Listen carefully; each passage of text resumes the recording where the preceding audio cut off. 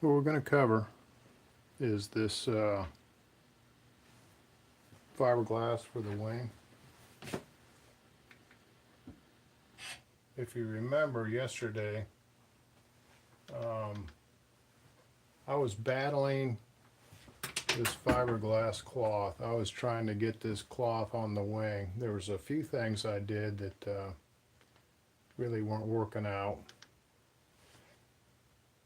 So we're going to unbag what I did yesterday, and we're going to actually redo it today and make a few changes to make it go a little bit easier. So we'll see how far we get here.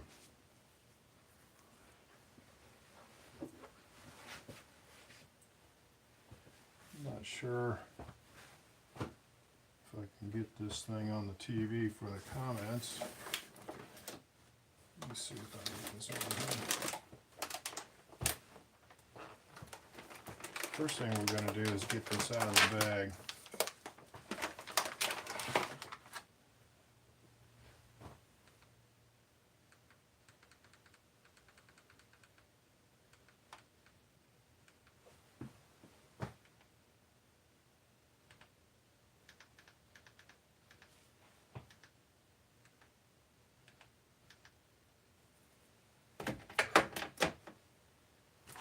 Not sure if I can get the comments to come up or not. I'll tell you what.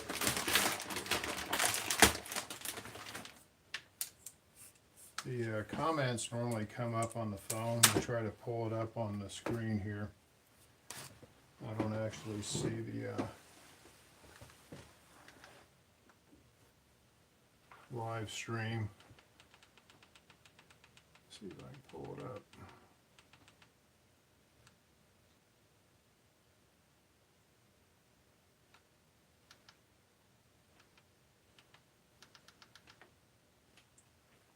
Yeah, if you look at the stream I did the other day, the problem was the fiberglass cloth didn't stick to the foam core.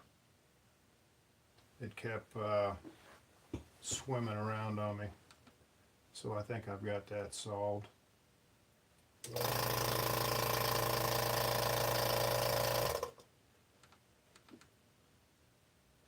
Okay, so let's see the comments. I won't be able to see the comments. So let's get this out of the bag.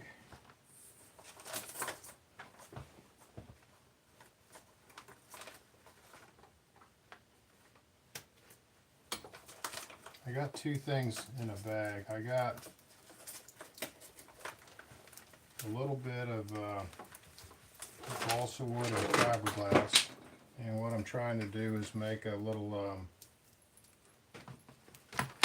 test sample to replace light plywood.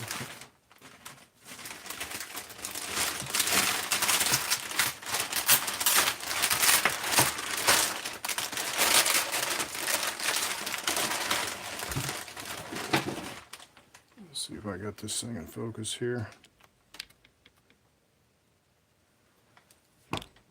Scoot this back a little bit.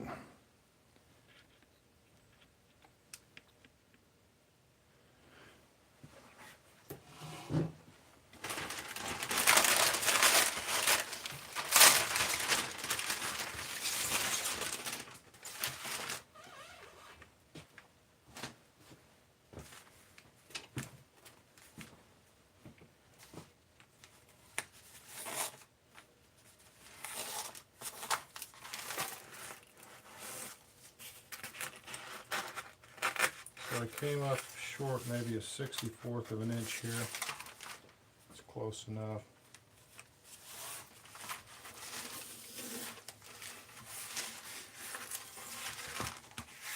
The idea behind this, if you're just tuning in on this video, is to use the foam core as a mold. What I'm trying to accomplish is layer of fiberglass, balsa wood, and then a layer of fiberglass on the outside. And then I'm going to remove all the foam from the inside during the coring process. So, pretty obvious that I got really good adhesion. The reason why I'm wetting this glass out off of the wing is because I don't want any of the extra epoxy to soak in the balsa wood. I want just the epoxy that's on the glass to adhere the sheeting to the foam.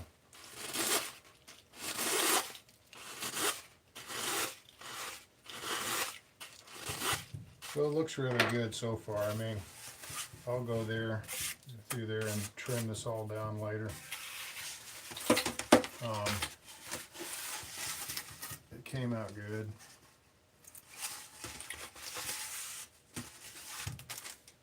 Now I'm not going to weigh it until I finally get everything cored out. And it might be a little tough to figure out the exact weight because the glass that's going to be vacuum bagged over this surface is going to be pre-cured on the plate glass. So it's going to wrap all the way around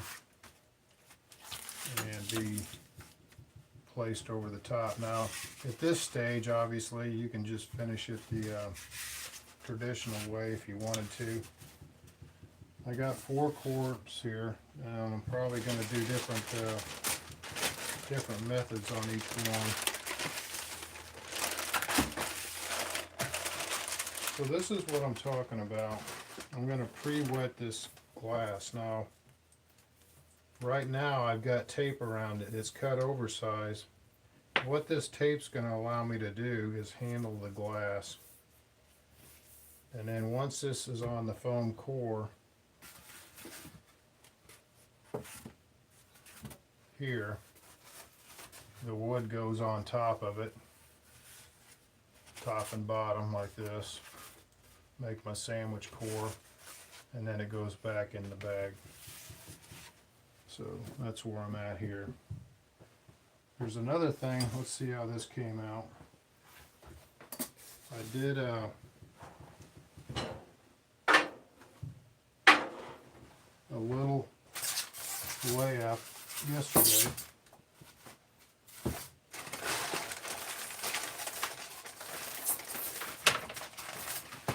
And I was going to use this material for the actual landing gear clips. The first one I made didn't turn out too well. I didn't have the peel ply, and I didn't have any breather, or I just didn't have the peel ply and the breather. I just stuck it in a bag. Now this, I didn't pull full vacuum. This was cured at the same as the wing, which is, it varied between 6 and 7 inches of mercury. It's a low vacuum because that's what I use on the foam wings. Set them aside. So let's see what we got on this laminate here.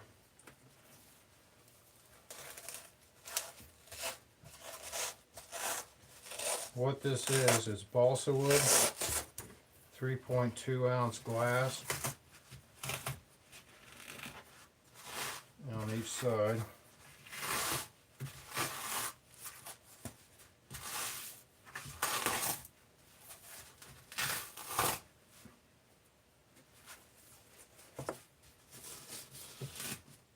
A little wrinkly here.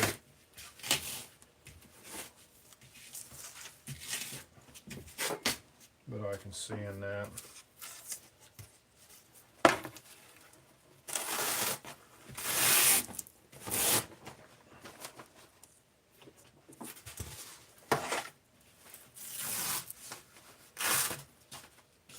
What this peel ply does, well, a couple things. It allows excess resin to move through to the breather.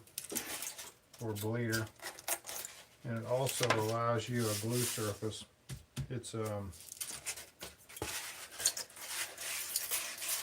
yeah, this will work out good. So this is a way of actually making like a light structure without actually using light plywood. My feeling is I haven't weighed light ply and I don't have a weight on this. I'll weigh it later and compare it, but it feels like it's lighter than light ply. And of course you can vary the amount of glass. It's just 3.2 on the top, 3.2 on the bottom. So I'm happy with the way this turned out. So this is all consumable. This all goes away. Okay, so that was a success. Still needs to be trimmed. You can do this instead of glass. You can put carbon on there. You can do a lot of different things.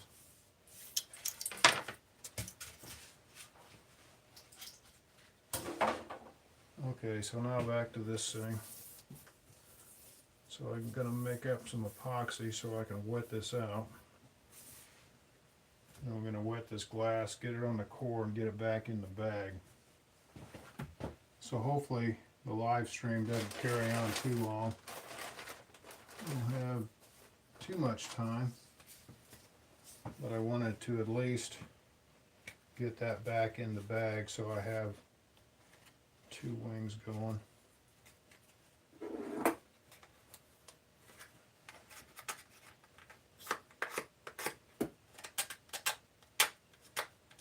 Try to get your scraper cleaned up so you're not snagging the glass as you drag it over the top of it.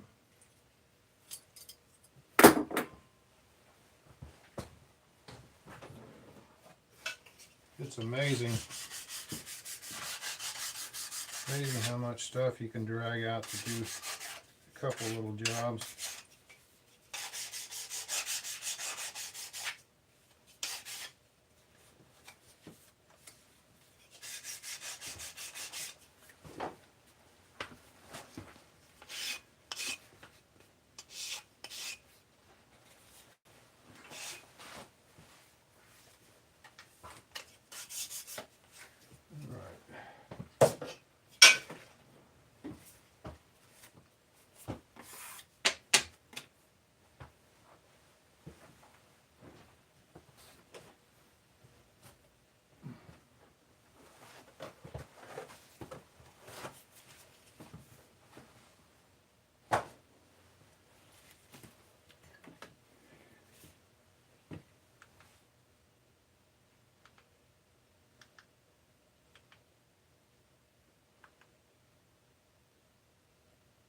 Okay, I found it. It came up.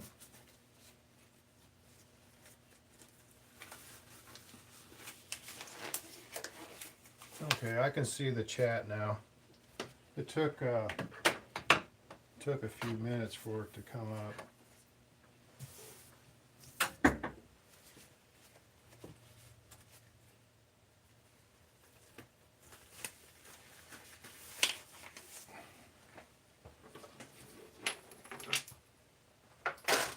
So with any luck, this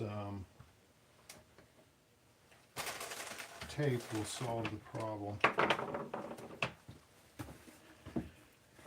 Foot of snow.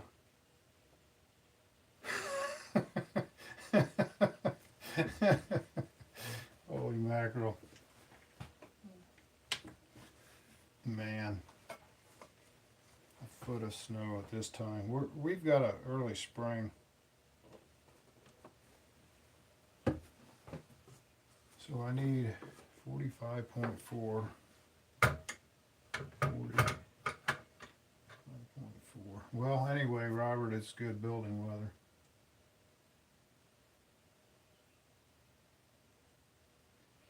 So, Robert, you were tagging along yesterday, I believe.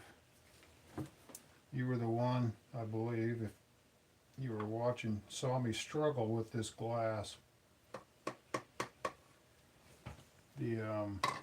the wing came out fine. The problem was it was a struggle to get there. And it was a struggle because once you take cloth this thin and you start wetting it out, once it starts going crooked, you're in trouble. And that was my problem. So to redeem myself, to solve that problem from yesterday, I cut the balsa wood a little bit more accurate, and then you can see where I put the tape around the glass cloth.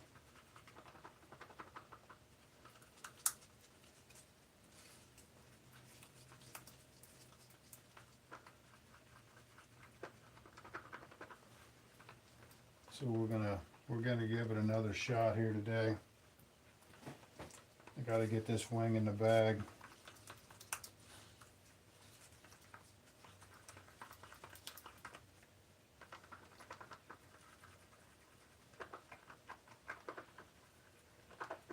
Yeah, the thing is, Robert, once the glass gets skewed, especially when it's full of resin, it's really hard to get it back straight. Now, I was thinking ahead. Okay, so how do I cover both sides of this foam core with glass? It's got to have the tape around it. It's got to be one piece of glass. And I've pretty much come to the conclusion I need to make a jig to hold the wing vertical. And this is what I'm talking about.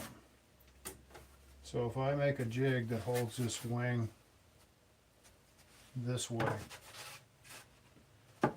so just think of the sheeting would already be one piece top and bottom. It would be preformed like this. Okay, the sheeting. I'd mold the leading edge. And what I have to do is hold this wing vertical and drape the fiberglass over the top and let gravity hold it down. And then I slide the balsa wood over the top of it. And then I pull it tight so it's up here on the leading edge. Tape it off and then put it in the vacuum bag. That's my solution to that problem. After I turn the camera off, dry rolling your foam or wood. I'm not sure. I think what you mean is take like toilet paper or something, or a roll of paper, and roll it, and that gets the excess resin out of it. And I've never done that. I've just blotted it.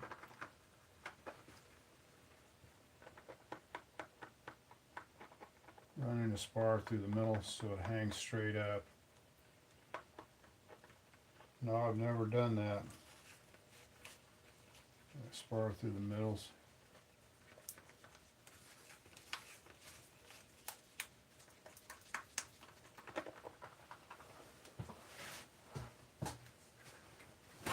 So this, I'm sort of sticking my neck out a little bit on this whole process.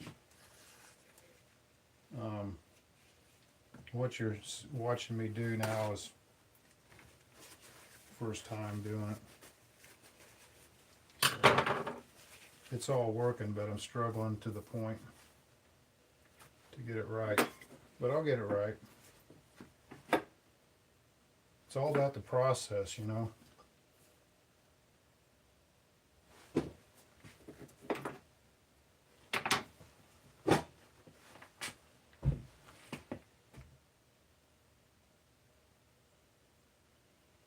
Yeah, the brown paper. Brent Williams wanted me to do the brown paper. He said there was a gentleman that did that. It might have been you. He was watching.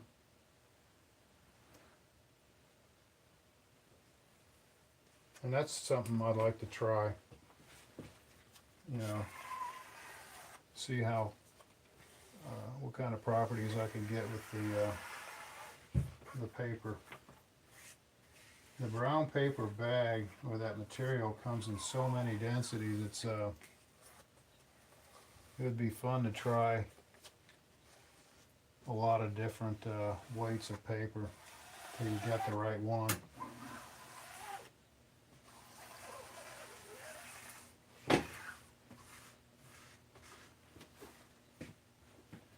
Yeah, the combat wings, Robert, would be the, would make sense on that. As you can see from this process for this wing, it's too time consuming for combat, too much expense.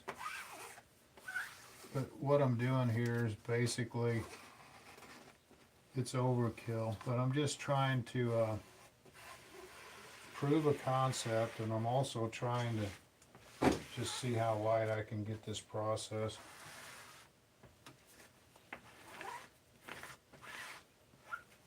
No, I'm not too worried about wrinkles so far.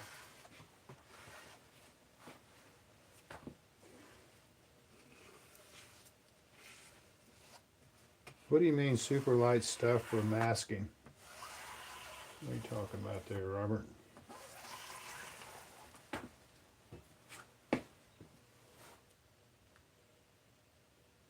Heavy poly. I think the trouble with polyester is that it's a natural release. If you go back and you watch the beginning of this video where I pulled off the peel ply on that little test sample I did, that's polyester. Now I'm sure the masking paper. Okay, I know what you mean. Yeah, masking paper.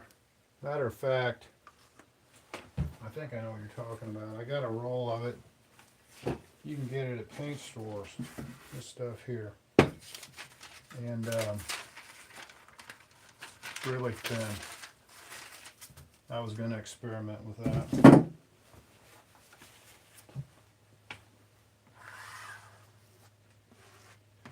Now I'm looking for the strength of the fiberglass, Robert. I know what you mean by the polyester.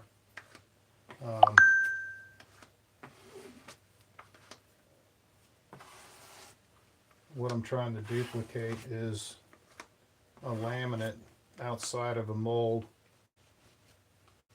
that uses the positive instead of the negative of the core.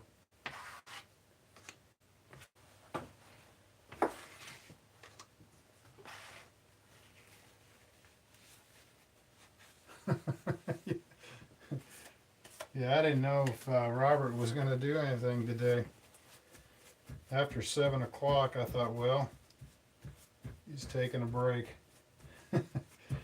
What we need to do, I'll call him up sometime. We'll work together and get a split screen. I guess they call it a collaboration or something. We've done it before. He'll work on a project and I will. We'll give that a try. So what I'm doing here is just trying to get the shininess off this glass cloth.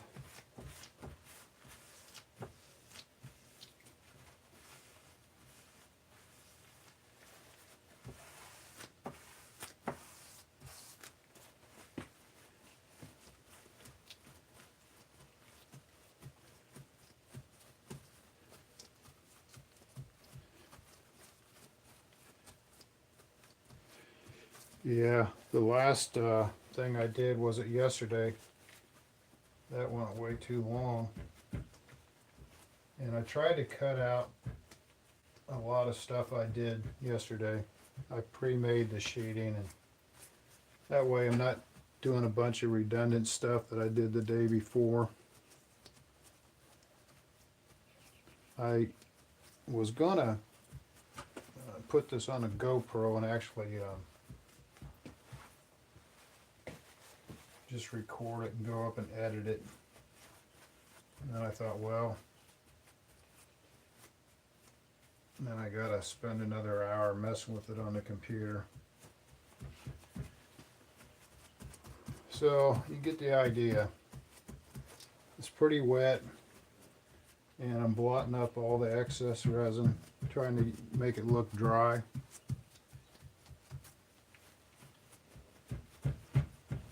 And that's what I want. I want it to look dry.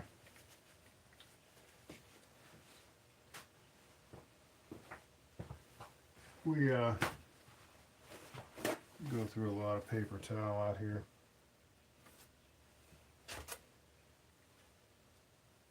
So this is the problem I had last time. I thought I'd take the plastic and I'd actually maneuver the fiberglass when the plastic backing was still on it. That didn't work out too good. So as you can see, since I've got this fiberglass taped off, it's allowing me to actually maneuver it around.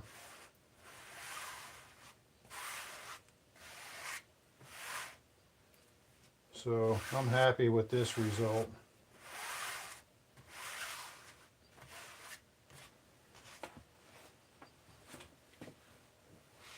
Yeah, what I just did here solved my problem. So it's laying down, I'm able to straighten it out. So going forward, if you can imagine the fiberglass wrapping around the leading edge. So this core will be sitting on the trailing edge vertical. This fiberglass will wrap all the way around the leading edge, and I'll drape it over the core from the leading edge down. It'll be on a fixture. And then I'll take the preformed balsa wood and I'll slide it right over the top of it. And then I'll tape around it and I'll be done with it. So this process here with this core, basically it allowed me to figure out that process.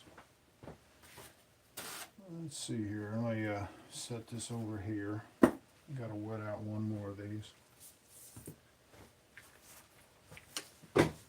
I should have known better, but that I couldn't actually transfer that on the plastic.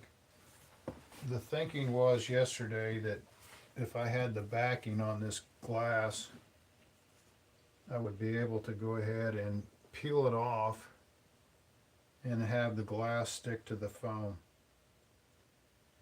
The problem was the glass was so dry that I wasn't able to get the glass cloth that had been wet out to stick to the foam core.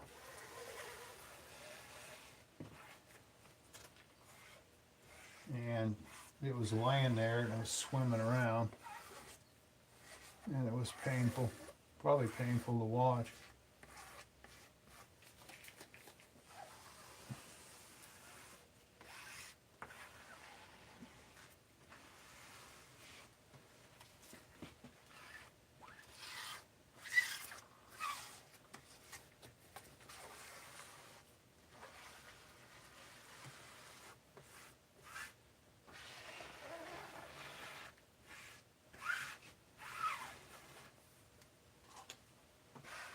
And what I've got is the HTR 250 and the 386.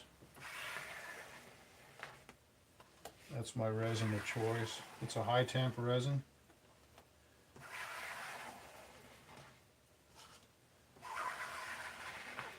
So wetting this fiberglass out, it's almost like the same thing you do if you wet the balsa wood out.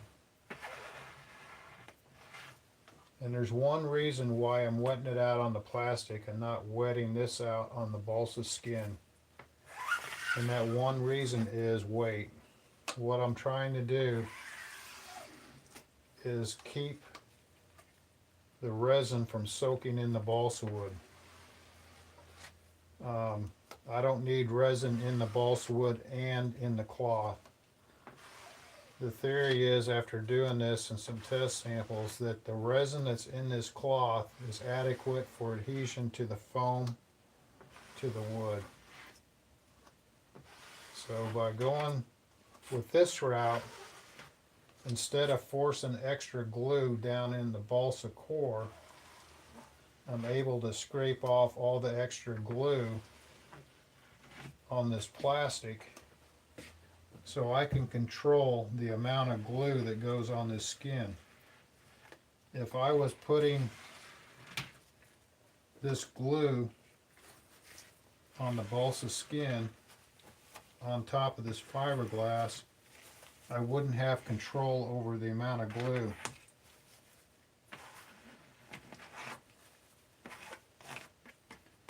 So this allows me to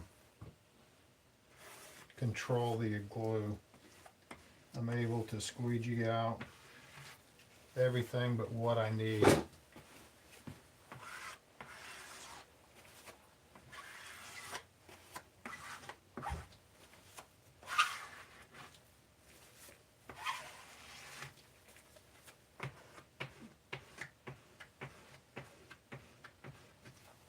See, even that. And the other thing, I can see where the shiny spots are, and I can see where I have extra glue.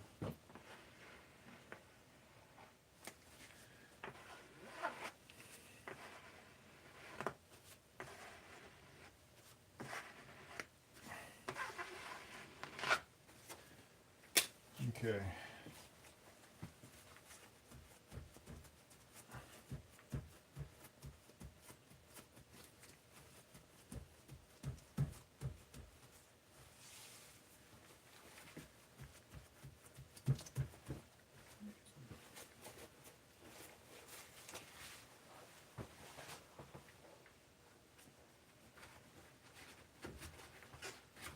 I think it's time to bring the old paper towel over.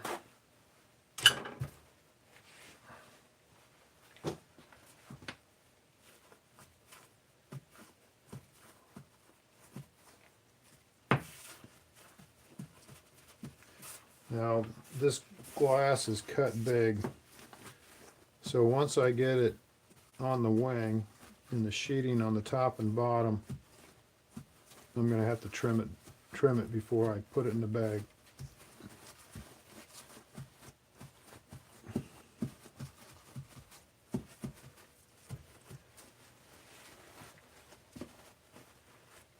So it's sort of like, you know, when they put the epoxy on the balsa skin, they squeegee and blot so much resin out of that you'd swear it wasn't enough. And basically that's what I'm doing here, just getting everything out of it that I can. So the film of epoxy on this glass is efficient to adhere that to the skin.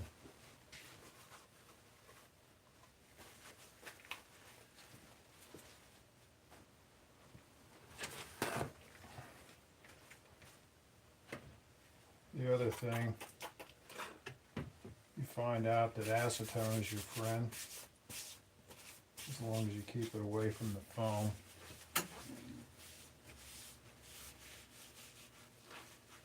Yeah, the paper towel, it's sort of like a,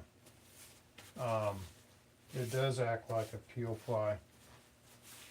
Well, it acts like a breather.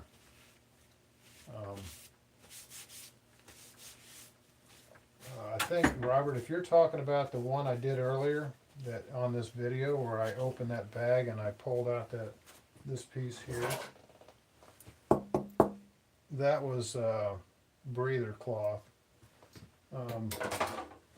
I got that out of the dumpster at work. They have huge amounts of breather. Once they use it, it goes through the autoclave. I just wad it up and I use it. Okay, so here we are with the wing. One of the good things to remember is take the tape off. It'll be something to vacuum bag up underneath it. That was to tell me that side goes down.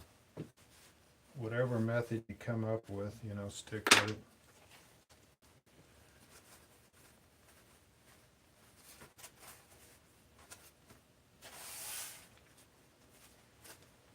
Let's see here, get this position pretty close. There was somebody that actually ran pins through this. I might think of doing that.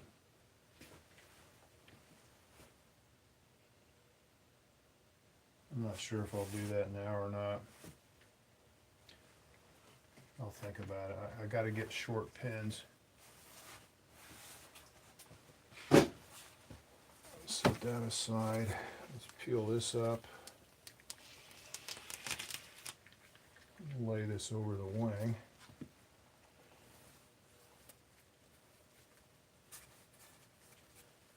Now at this point, I should have all this cleared away and I have more room to work, but I don't. So what I'm going to do is peel this up since I'm done with the plastic. And then I'm going to move that wing over here so I can work on it.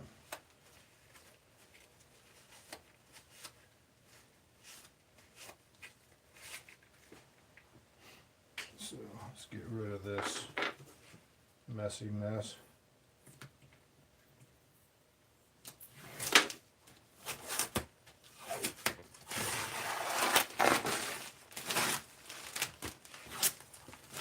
Now this plastic had pinholes in it, so I still need to clean the glass a little bit. I'll tell you what, once you start messing with composites, you find out real quick how much you get into consumables.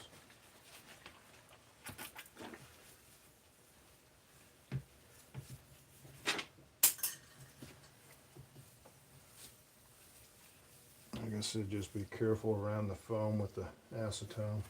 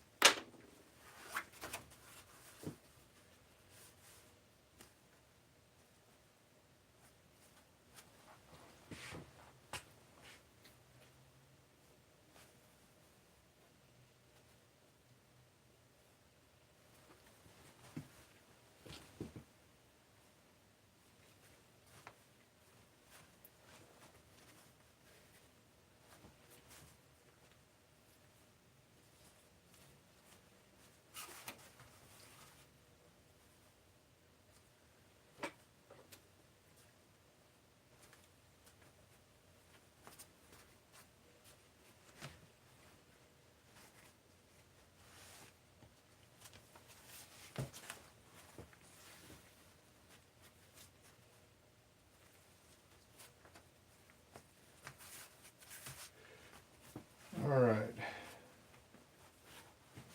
so now that I got everything positioned, now it's time to get rid of some of this extra cloth.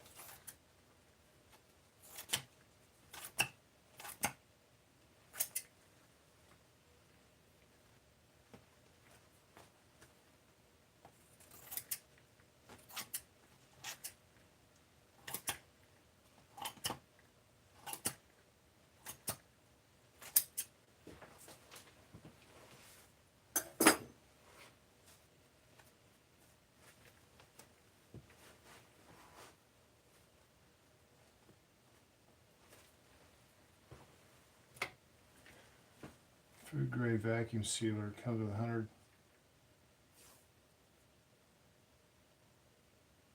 Well, that's yeah. Believe it or not, Robert, I've seen a professional shop with one of those vacuum sealers, you know, that actually heat seals the tape or heat seals the bag.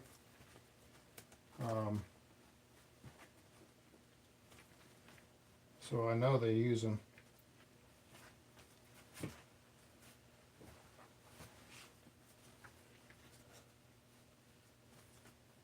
And really,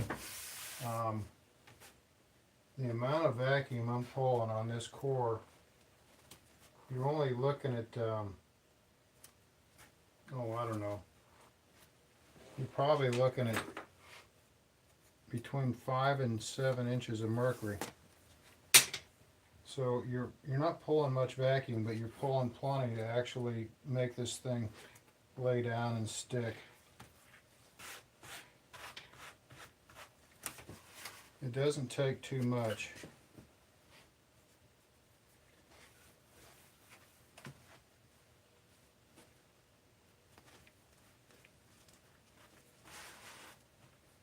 Now, if you're doing, what I want to say, like laminates, like that little plywood thing I made, you can pull a full vacuum. But anytime you're dealing with this 1 pound foam, I think about 7 inches is all you can get. Yeah. Get the, see if I can get that thing to focus. But,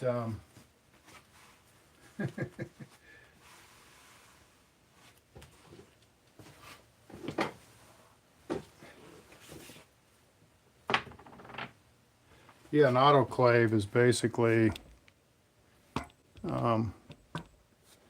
the way to go.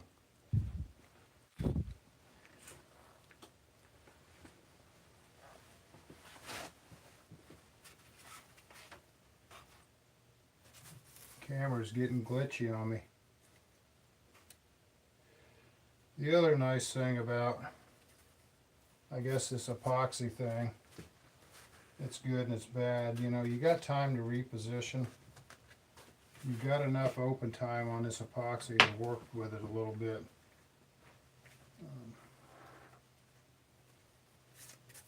To get it where you want it. But I'll tell you, going forward, the only thing I'm probably going to change is I'm going to add pins. So once I get it positioned, I'm going to put like a little small pin. I'm going to have to cut them off short to where they don't stick out too far. And that way I can make sure that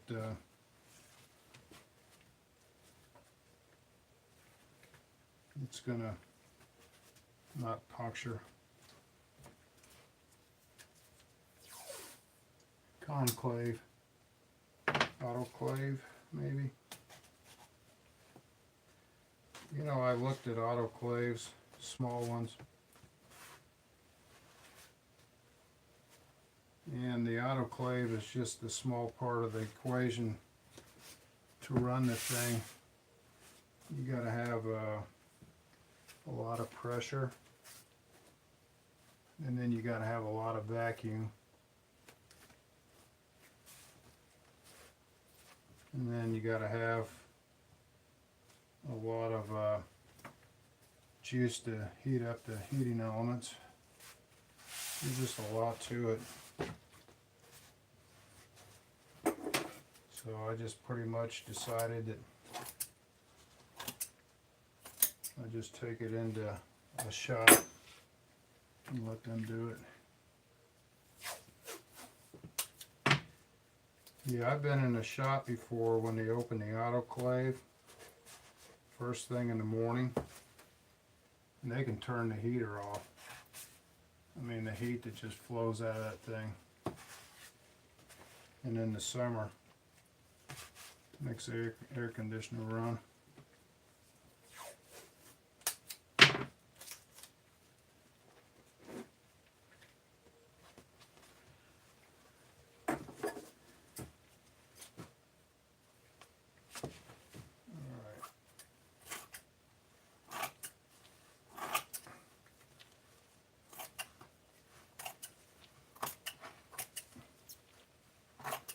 So this tape, it definitely helped. It allowed me to get this stuff positioned. worked out.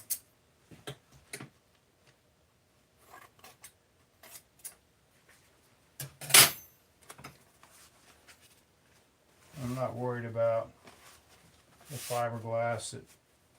There's going to be some fiberglass right at the tip here. It's got to be shaved off. I'm not worried about that. That'll come off during the trimming.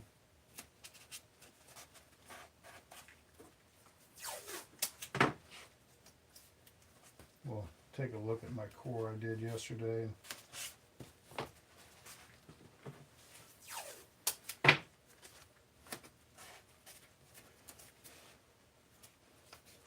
And like I said, this whole process, it's a lot of work.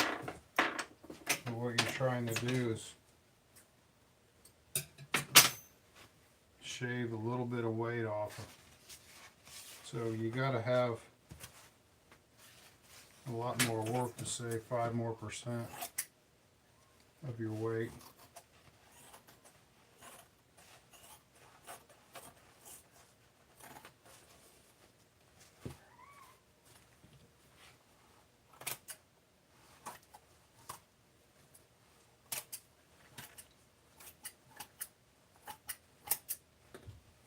I'm going to do a couple test samples, you know, where I wet it down on the wood to see, you know, how much extra weight it adds. It might be so small that it's negligible, but going from this point, I just wanted to try this where I could really control the amount of resin in this glass layup.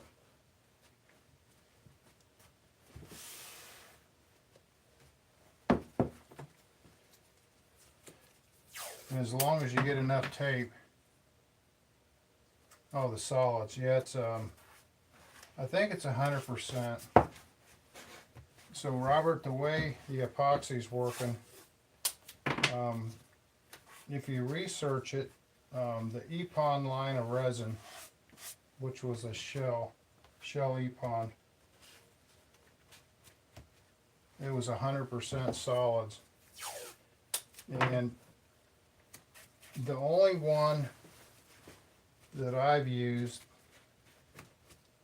and it's hard to explain, but there's an Epon, well, let me back up. There's an Epon 828, which was basically the Epon cornerstone of their resins. And that was like the Epon 828 was the unmodified, just the base, okay? And then they took the 828 and they modified it to an 815, and they put a diluent in it, and they called it a diluent, which was a diluent, I guess. But whatever they put in there to make the 828 thinner, to turn it into an 815, it was still reactive. So even though they added all this stuff into it to make it thinner, the curing agent was still the same amount. Now, believe it or not, you can take a Resin Services curing agent, HT386, and you can mix it into West Systems to make a West Systems a higher temp epoxy. So to answer your question, it's 100% solids, 100% reactive.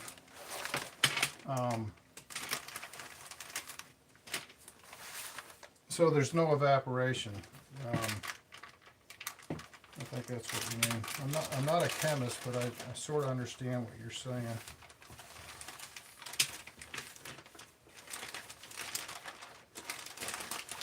So all the epoxy that I mix, the Epon 815, Epon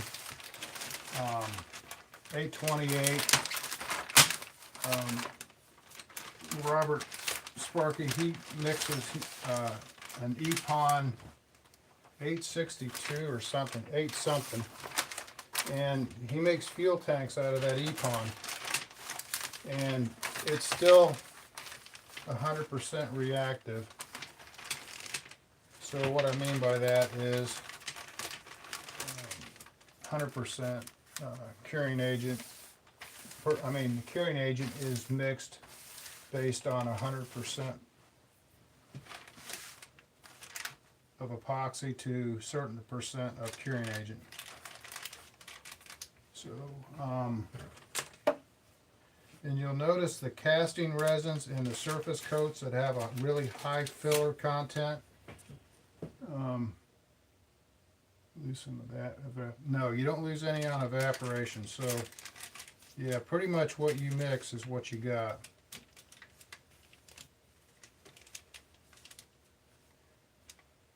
But when you have a high filler content, let's just say the 302 surface coat, it's mixed with a 302 curing agent, and it's only 12% per hundredweight. So if you have 100 grams of 302X surface coat, it's 12 grams of curing agent. And that's how all the epoxy I make or mix besides West Systems is all per hundredweight. What did I do with my tube here?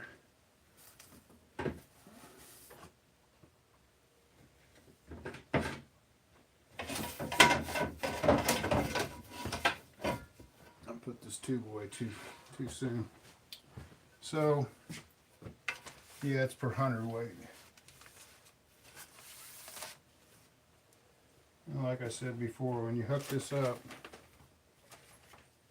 if it's not sitting right, you just unhook it. Start over.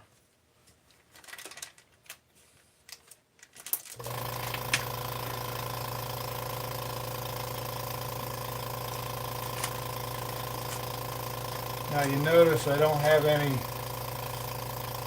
breather or bleeder. The balsa wood is porous enough that it'll distribute the vacuum. The only thing I try to do is make sure this bag is even.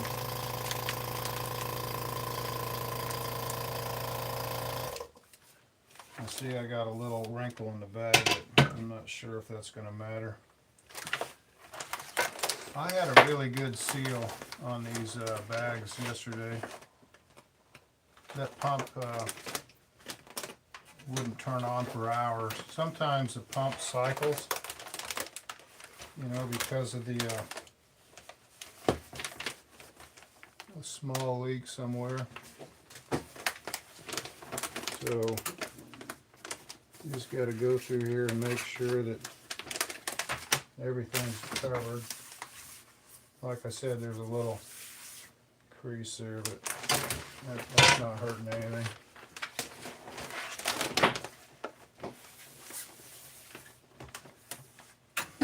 There's two ways of doing this. One way is in the cradle, and I did that yesterday. That's okay. This way is this is all right too.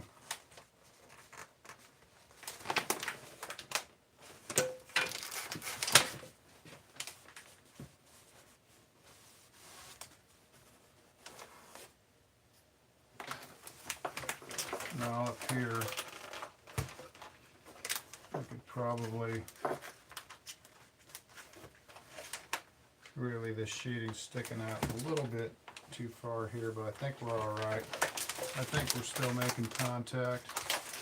And I just go through here. Well, yes, the cradle will keep it from warping as long as your cradle's straight. And the problem I had when you set this in the cradle, it's hard to tell if it's perfectly lined up. If it's, I got so much overhang.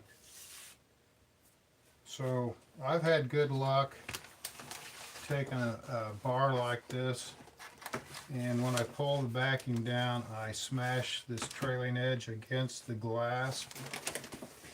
And then I also, afterwards, I'll take this bar and I'll go over the wing and make sure that you know, everything is, it's not bowed. But, yeah, the cradle would be, you could set it up. The key is to trim this wood to where you don't have too much overhang, but you need some overhang to actually for a little bit of air.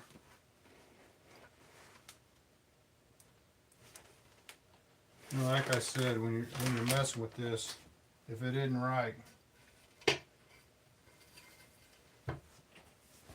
yeah. These tubes, when I bought them, I made sure they were straight. I got a true straight edge that's been milled, and that's what I double check everything on. Some of the stuff I had to actually sand, you know, to make sure it's true. I'll run another straight edge and sand it.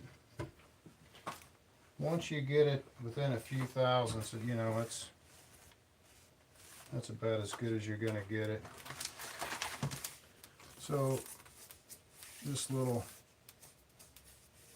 crease, I get it. I guess it's all right. It's in the bag.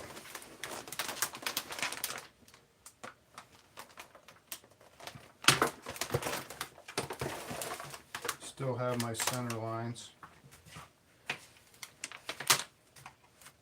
One thing that's really surprising when that bag comes up, it comes up as long as the bag is not twisted, you have it stretched out where it's even. When that bag comes up, it's it sucks it down really even. Never had any trouble. For some reason, when you put this straight edge on it and you get it on the glass, you know, you're able to get a really straight core. I'll show you what I'm talking about. Let me get a piece of paper here. And, this paper, I don't know, I didn't mic it, but no matter where you put this piece of paper, you know, so you can see that it's tied here. This paper will go underneath. It's like right here a little bit, but it'll drag.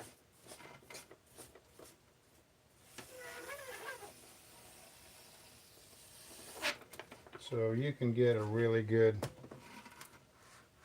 straight core. Now, of course, you got the tape here, but you know, it's about the same all the way. Let's get off the tape here.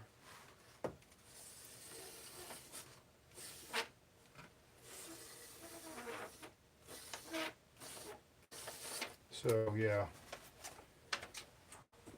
and you know what? If you're a few thousandths or whatever, you know, and you run that bar over it one final time before you silk span it, or you know, you come up on the finish, you know, you're good. And the beauty of a foam core and epoxy resin and this sandwich core, especially with high temp resin, yeah, the paper's a good trick.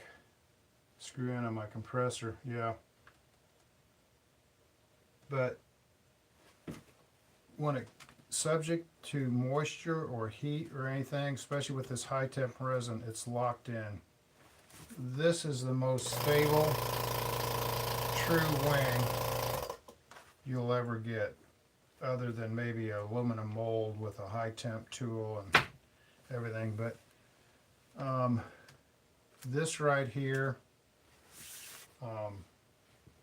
once it's locked in and you get this wing straight, it's not going to move on you. So one of the things I'm going to show you,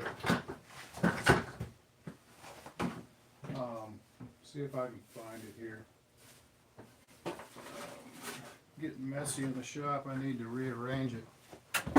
I'll go over this again. I've talked about it before, but let me show you. And I'll show you where I'm headed with this whole process. This is heavy. This is 3 ounce. Okay. This is the same thing I use on layups like fuselages and stuff, or wheel pans. This piece of fiberglass was cured on a piece of plate glass, okay? When it comes time for the last skin on this wing, and this is what I'm working towards. If you can imagine this being twice as wide. No, this isn't Mylar, this is EPON 250 and 106-3 in fiberglass. You can see, Robert, see this fiberglass coming out on the edge where it wasn't wet. The reason why it's so smooth is because it was pre-cured on the glass. So if you can imagine, instead of 3.2 ounces is what this is, the others will be 1.2 ounces, the same weight that I just put on this core. Okay, so this last wing skin, when this is out of the bag, and I'll sand this wood to closer to perfection as I can get. Okay, this is the part that I'm working towards. This skin, when the actual wood is out of the bag, this skin will go around the leading edge just like this all the way to the trailing edge, and it'll go back in the vacuum bag. And I'll vacuum bag this last skin on top.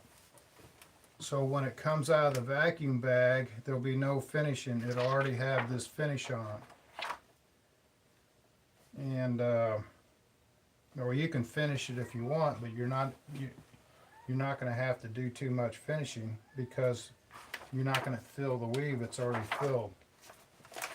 So just imagine when this comes out of the bag, this goes over the top, it wraps all the way around, and once it goes on, you're done. Now, you can go back to some of my videos that I've done previously, and I think I've got a couple shorts. There's a short video showing me pulling this off the glass. I'm ripping it off. I've done some short videos and test samples where I took high temp tape or high temp paint, whether it's black grill paint or you can buy high temp ceramic paint. You paint headers on cars and stuff. So you've added 40 grams, 44 grams so far, right? Well, let me think here. 30, and then the wood. I'm not really sure, but the only thing I'm sure about when it's said and done, Robert, is all the foam is going away. So we're going to find out.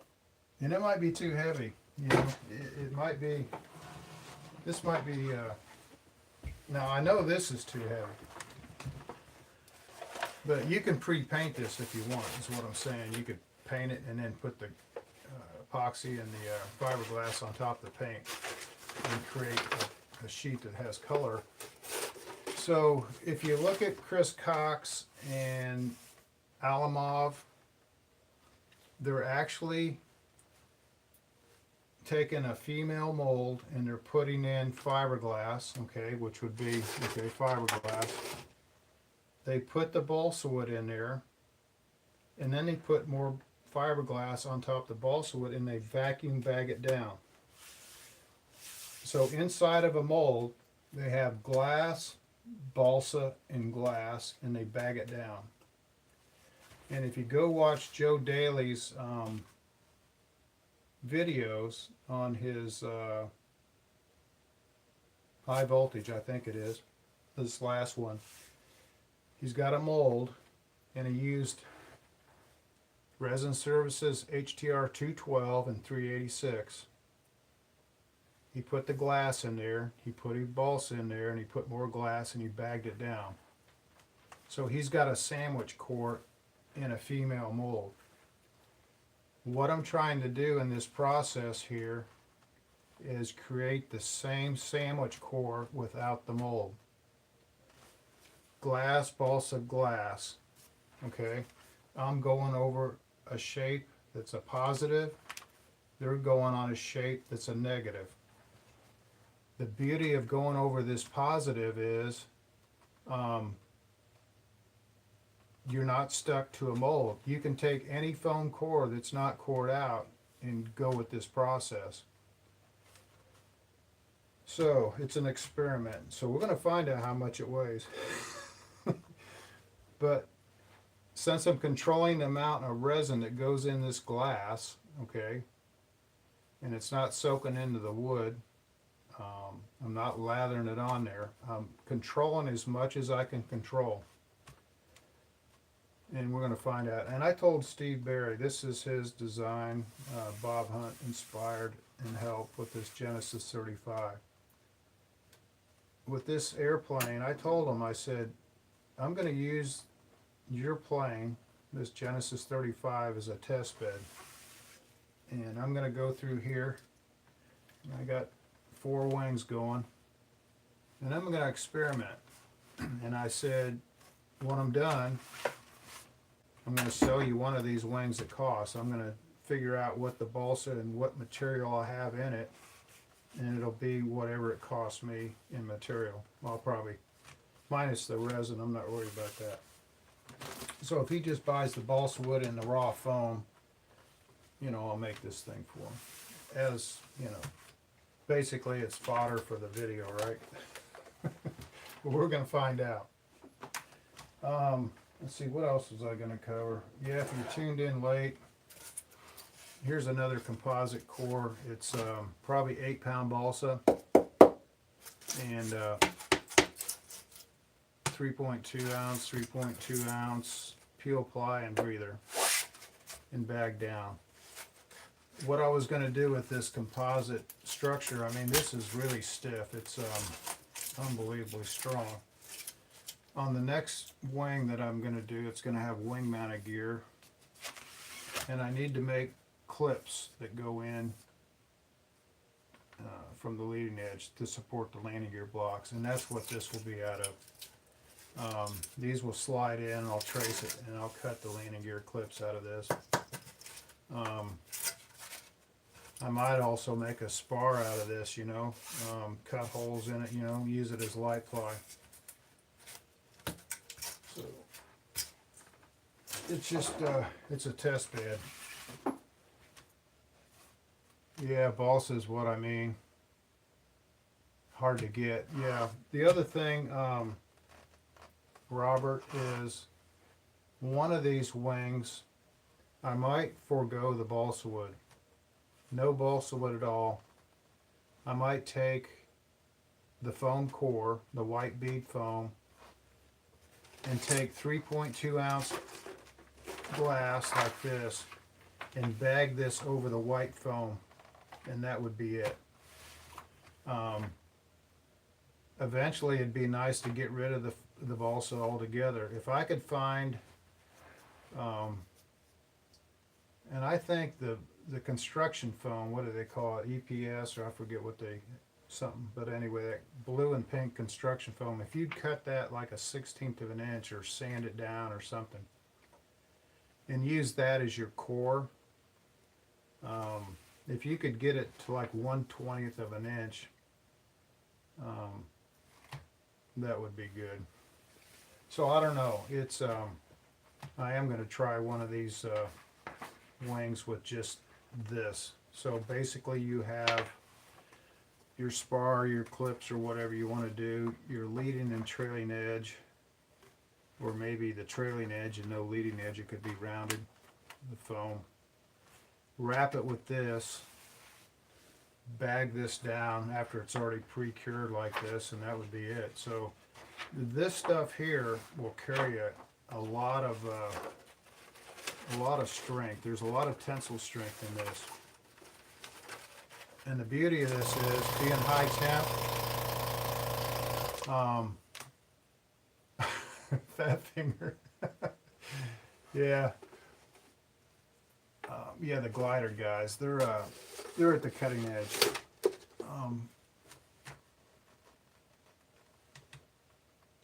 So the beauty of this whole thing is, with this, it's high temp. It won't get soft in the sun. I was up at the Nats in Muncie when we were at the control line L-pad, and they were flying competition. I think it was Nats.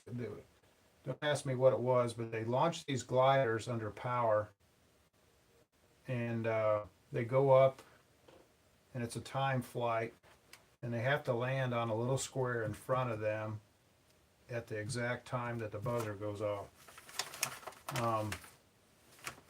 I went over there to look at all their airplanes, and the stuff they had was unbelievable as far as the technology and the advancement in materials. They had a lot of spread toe. The reason I don't cure, the reason I don't want to cure this sheet on top of the white bead foam or the balsa wood, by doing that, it picks up all the imperfections and teeny little pockets on the white bead foam. George Spar, when he came out with this little vacuum pump, he had high density EPS foam, or whatever that pink and blue stuff was. He'd cut his wing out of it. He'd lay his fiberglass cloth, and then he put Mylar over the top of it. And it worked out good because the foam was super smooth. With the foam that we use at 1 pound per cubic foot, basically, if you put fiberglass over this, it's going to pick up all the little teeny divots, okay? You're going to have to finish it. The thinking is, place those toes in a carbon, yeah, they place it perfect. But the thinking is, pre-cure this so when it goes over the white bead foam or balsa, it doesn't pick up any of the texture. And Robert, to be honest with you, if you find out that, let's just say you do this wing, and you find out that 3.2 ounce glass here is too much, well, what you do is you use one ounce cloth here, or 3/4 for the whole thing, and then you come up from the root and you come out here with maybe 2 and then maybe 3 right here. So wherever you place the glass in different thicknesses and layers, you know, you can vary the layup to match, you know, your weight and your strength. I got some RC fuselages that I've laid up, and you lay up more around the landing gear and the nose. As it goes towards the tail, it tapers off and it gets lighter. So anyway, here's, you can tune in, here's one out of the bag. This is one I did yesterday. You see the fiberglass sticking out a little bit. So all this needs to be trimmed off. I'll take probably a razor plane, and I'll go down here and, you know, clean all this off. You know, the glass is in between there. And I'll transfer my center line back around to the leading edge. I got my center line here. I'll transfer that. I'll probably put it back in the cradles. I'll get it all leveled off, and I'll take my height gauge, and then I'll work another center line 360. But you know, this feels heavy now compared to what it should be, but 100% of this foam, or about 95%, will go away. The only foam I want is a vertical spar. I'll have one spar here and one here. All this will be cored out all the way to the skin. So we're going to find out. I'll tell you what, anytime you start messing with epoxy and fiberglass and foam, it's hard. There's nothing lighter than an I-beam wing or whatever. But this is a fun experiment. But you know what, the composite airplanes, I mean, they're competitive. They're not the lightest out there, but they're still competitive. And I think one of the advantages of these Shark airplanes and these composite airplanes is the rigidity of the airframe. And they're not the lightest thing out there, but I think they hold their shape really well. Yeah. Yeah, it's a learning curve. Sometimes it's a curve right off the cliff, you know. The farther out you jump, the farther down you go. But I have fun doing it, Robert. Okay, I'm going to jump off here and grab something to eat and get to bed, but I had to laugh. I told my wife the other night, I said, I figured out how I can keep from waking up at 2 and 3 in the morning, not going back to sleep. I said, instead of going to bed at 7 at night, I go to bed about 2 in the morning, and that way, you know, I sleep all the way till 9 or 10. So, solve that problem. Okay, I'm going to jump off here, but I'm glad somebody tuned in. I hope you guys find it interesting. I'll get with Robert. I didn't know he's coming on tonight. We'll do a split screen or something. But thanks for coming by. Thanks for the comments. I learn a lot. And the stuff I pick up here is, I might throw my ideas out there, but a lot of people help out with their input. I'll catch you on the next one. I'll take this all the way through to where I put the outside skin on and we actually core it, and it hits the gram scale. We'll find out what we're up against. See you guys later.